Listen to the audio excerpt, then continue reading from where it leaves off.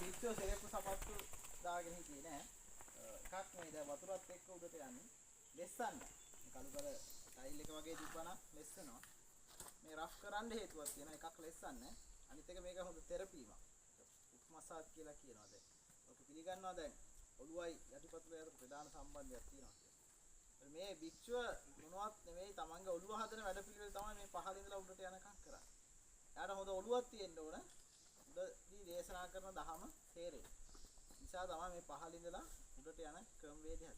මේ භික්ෂුව යන්නේ වෙන මොකටවත් නෙවෙයි නිවන මූලික කරගෙන. එතකොට ඒක ගැඹුරු යථාර්ථයක් එතන තියෙන්නේ. ඒකට පන්සල් සංස්කෘතියවත් මොනවත් නෙවෙයි. තමන්ගේ මනස සුවපත් කරගෙන ඉන්න වෙනවා. ඒක අල්ලනවා. එතකොට ඒක කරන වැඩපිළිවෙල තමයි මේ පහළ ඉඳලා උඩට යනකම් තියෙන්නේ. මේ ආරාම සම්ප්‍රදාය කියලා කියන්නේ ඒක වෙනම එකක්.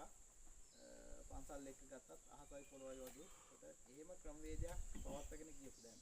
මේ නිස්කලංකභාවය, මේ සිසිලස, මේ පරිසරය, මේ සියලු දේවල් භික්ෂුව පාවිච්චි කරනවා තමන්ගේ නිවන කරා යන ගමනට. ඒක තමයි මේ මිනිසුන්ගෙන් හොදකලා කරලා මේ වගේ ආරාම සංකීර්ණ කරන්න හේතුව. දැන් අරංකලේ ගත්තත්, මානව කන්දක් ගත්තත්, රජගල ගත්තත් මේ වගේ මිනිසුන්ගෙන් වෙන් කරලා තමයි හදලා තියෙන්නේ.